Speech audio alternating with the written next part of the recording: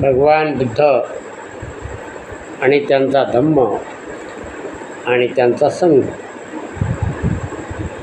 भगवान बुद्ध, त्यांचा धम्म आणि त्यांचा संघ हे त्रिरत्न बौद्ध धम्मासाठी अतिशय महत्त्वाचे आहे. त्याला आपण त्रिशरण म्हणतो. बुद्धं नमामि, धम्मं नमामि, संघं नमामि. बुद्धं शरणं गच्छामि, धम्मं शरणं गच्छामि, संघं शरणं गच्छामि. कारण या तीन गोष्टीला अतिशय महत्त्व दिलेलं आहे. म्हणून आपण रोजच्या नियमाप्रमाणे आज आपण समर्पण घेऊया आणि नंतर व्हिडिओला सुरुवात करू. सुख बुद्धान्मुपादो सुखा सधम्म देशना सुखा संघस्य सामगे समागान तपो सुखो. सुखद बुद्धाचा जन्म, सुखकर सद्धम्म उपदेश, सुखकर संघ एकता, सुखद समूह तपस्या. धम्मपद बुद्ध वग्गो 14:194. समर्पण संपलेलं आहे आणि आजच्या व्हिडिओला आपण सुरुवात करत आहोत. आज आपण उपोसत कशाला म्हणतात याविषयी माहिती घेणार आहोत. जसं इतर धर्मामध्ये उपवास केला जातो देवाला प्रसन्न करण्यासाठी, पण तो बौद्ध धम्मा, भगवान बुद्धाच्या धम्मामध्ये उपोसत म्हणतात त्याला. तर कशा प्रकारचा उपोसत केला जाते हे बघूया. प्रत्येक महिन्यातील शुद्ध अष्टमी, पौर्णिमा, वद्य अष्टमी आणि वद्य चतुर्दशी म्हणजे अमावस्येच्या आधीचा दिवस. अमावस्येच्या आधीचा दिवस त्याला चतुर्दशी म्हटलं जाते. या 4 दिवशी उपोसत पाळायचे असते. अलीकडची काही पुस्तके वरील वद्य चतुर्दशी ऐवजी अमावस्येचा दिवस सांगतात, पण ते चुकीचं आहे. पाली विनयपीठक ग्रंथाच्या पहिल्या पानावर तसेच डॉक्टर बाबासाहेबांनी बुद्ध आणि त्यांचा धम्म ग्रंथाच्या खंड 5 मधील पहिल्या भागात पान क्रमांक 324 वर वद्य चतुर्दशीच दिली आहे. इतर ग्रंथातही पाली भाषेत चतुर्दशी म्हणजे चतुर्दशी असे सांगितले आहे. धम्माचे तत्त्वज्ञान विज्ञानासाठी असते. धम्माचे तत्त्वज्ञान विद्वानासाठी असते, हुशार लोकांसाठी. तथापि सामान्य जनासाठी पूजापाठ, विहार यांची आवश्यकता अधिक असते असे बाबासाहेबांनी दीक्षा भाषणात सांगितले आहे.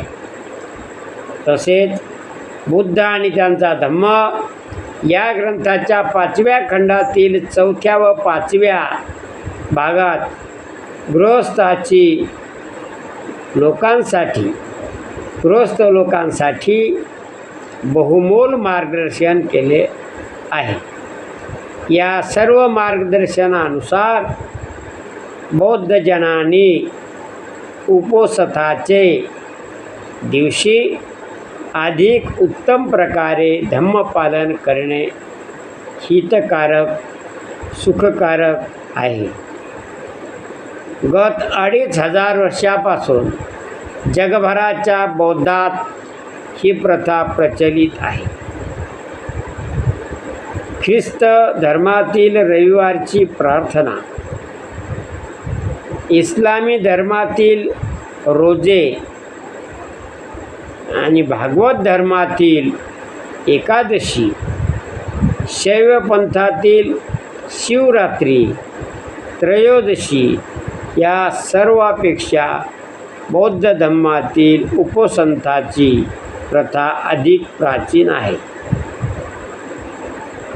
बौद्ध भिक्खू वरील 4 पैकी पौर्णिमा व वद्य चतुर्दशी या 2 उपसंताचे दिवशी एकत्र जमून विनयपिटकात सांगितल्याप्रमाणे प्रतिमोक्ष पाठाचे भिक्खूंसाठी असलेले 227 भिक्षूसाठी असलेल्या 227 शिलांचे वाचन करून अपराध स्वीकृत करतात. अनेक बौद्ध देशात उपसंत दिनांना विशेष महत्त्व देण्यात येते. श्रीलंकेत त्यांना पोय दिन असे म्हणतात व बौद्ध उपासक मोठ्या श्रद्धेने धम्मश्रवण चिंतन करतात. श्रीलंकेतील अनुराधपूर कोलंबो रेडिओ स्टेशनमधून 60, 400 व 450 मीटरवर रोज पहाटे 5:20 ते 6:20 या दरम्यान त्रिशरण, पंचशील, त्रिरत्नवंदना, करणीमेय सुत्त, प्रतनसुत्त, मंगलगाथा असा पूजापाठ प्रसारित होत असतो. उपसंताच्या दिवशी अष्टशील, करणीय मेतसुत्त देखील प्रसारित करण्यात येते. आपल्या घरी रेडिओ सेंटर असणाऱ्या बौद्धजनांनी या प्रक्षेपणाचा अवश्य आणि दररोज लाभ घेतला पाहिजे. अशा प्रकारे उपसंत पाळल्या जाते. आता बौद्ध पूर्व काळ, तर काय बौद्ध पूर्व काळ काय माहिती आहे बघू. भगवान बुद्धाच्या धम्मामध्ये जसं अष्टमीला, चतुर्दशीला आणि अमावस्या आणि पौर्णिमा या 4 गोष्टीला धम्मबांधवांसाठी खूप महत्त्वाची माहिती तथागताने सांगितलेली आहे. त्यामध्ये वैशाख पौर्णिमा धम्मामध्ये, भगवान बुद्धाच्या धम्मामध्ये पौर्णिमेला अतिशय महत्त्व दिलेलं आहे. वैशाख पौर्णिमा भगवान बुद्धाचा सिद्धार्थ गौतमाच्या रूपाने जन्म, त्यांची बुद्धत्व प्राप्ती आणि त्यांचे महापरिनिर्वाण अशा ह्या जीवनातील सर्वात महत्त्वाच्या 3 घटना या दिवशी घडून आल्यामुळे हा दिवस बुद्ध जयंती म्हणून जगभर पाळल्या येतो.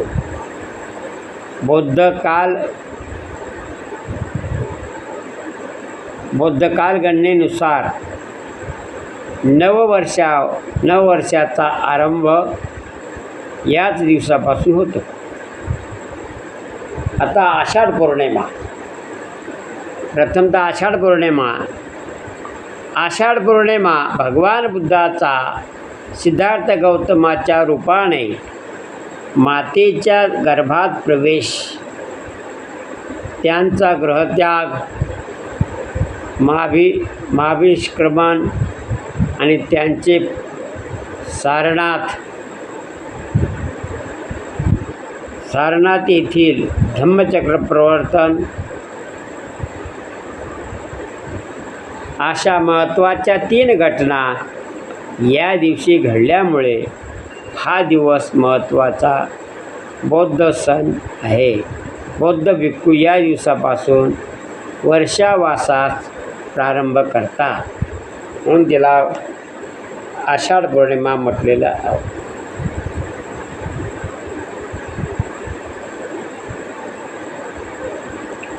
या आषाढ पौर्णिमा आणि घडल्यामुळे हा दिवस महत्त्वाचा बौद्ध सण आहे. बौद्ध भिक्खू या दिवसापासून वर्षावास आरंभ करतात.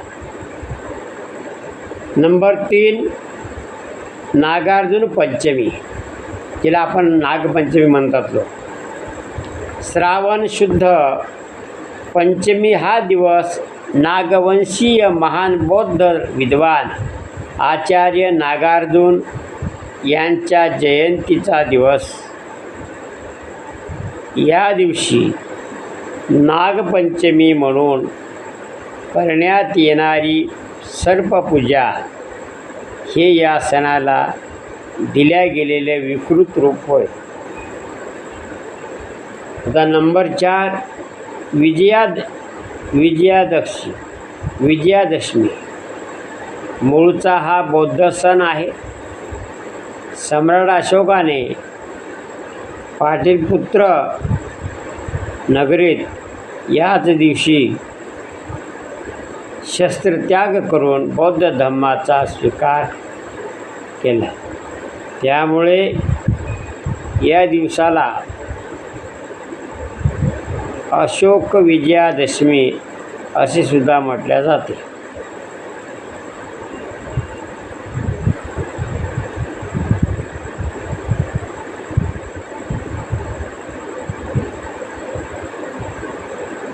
डॉक्टर बाबासाहेब आंबेडकरांनी 14 ऑक्टोबर 1956 च्या अशोका विजयादशमीला नागपूर येथे लक्षावधी अन्वयासह बौद्ध धम्माचा स्वीकार केला. या सणाला विकृत रूप देण्यासाठी धम्मविरोधकांनी या दिवशी शस्त्रपूजा करण्याचा प्रकार पाडला. आता आश्विन पौर्णिमा. या दिवशी बौद्ध भिक्खू 3 महिन्याचा वर्षावास समाप्त करून धम्मप्रचारास निघतात. आता दीपावली हा ऋतू पर्व आहे. यातील कार्तिक शुद्ध प्रतिपदेला बळीराजा प्रतिपदा म्हणून असलेले महत्त्व अधिक प्राचीन असून त्या दृष्टीने हा दिवस मानावयास पाहिजे. अशा प्रकारे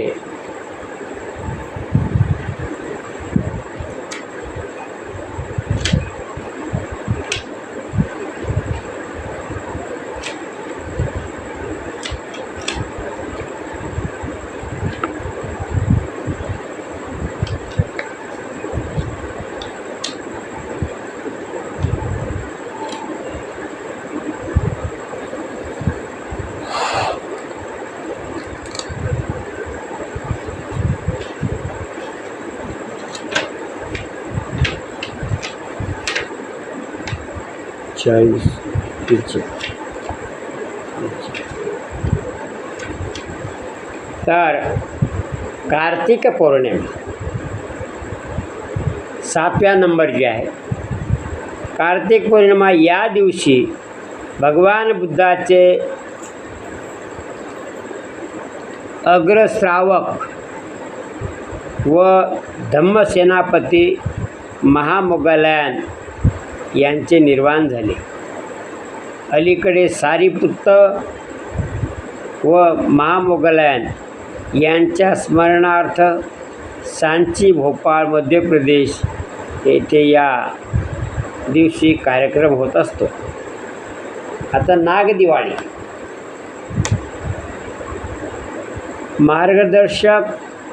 मार्गशीर्ष शुद्ध पंचमीला नाग दिवाळी असते. पूर्वकाळी ही दिवाळी विशेष मानण्यात येत असे. नागवंशीय लोक याच दिवशी दिवाळीचा सण साजरा करीत असतात. आता माघ पौर्णिमा 9 नंबरची. या दिवशी भगवान बुद्धांनी तेथून 3 महिन्यांनी वैशाख पौर्णिमेला आपले महापरिनिर्वाण असे भाकीत केले.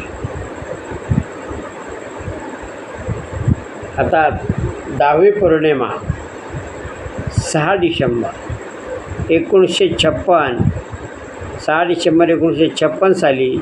या दिवशी दिल्ली येथे डॉक्टर बाबासाहेब आंबेडकर परिनिर्वाण पावले. 28 नोव्हेंबर 1890 साली या दिवशी पुणे येथे महात्मा ज्योतिबा फुले यांचे निधन झाले.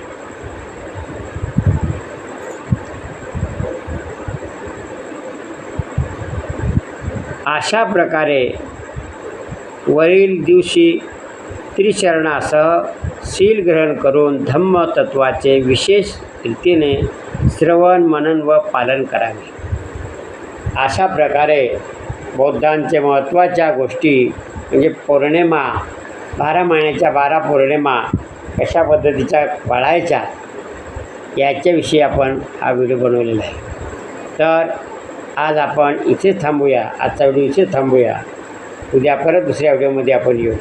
तोपर्यंत सर्वांचं मंगल हो. तेरा मंगल मेरा मंगल सबका मंगल होई रे. जन जन मंगल जन जन मंगल जन जन मंगल होई रे. तेरा मंगल मेरा मंगल सबका मंगल होई रे. सर्वांचं मंगल हो. मित्रांनो, भगवान बुद्धाच्या तत्त्वज्ञानावरील आपण व्हिडिओ बनवत आहोत. तरी आपण गंभीर खंडारे यूट्यूब चॅनल या चॅनलवरील व्हिडिओ आपण नक्कीच आवर्जून बघावेत, लाईक आणि सबस्क्राईब करावेत, जेणेकरून धम्माचा प्रसार करण्यास आपला हातभार लागेल. तर आजचा व्हिडिओ आपण इथे थांबूया. जय भीम, नमो बुद्धाय, जय संविधान. परत भेटू उद्याच्या व्हिडिओमध्ये. तोपर्यंत सर्वांचं मंगल.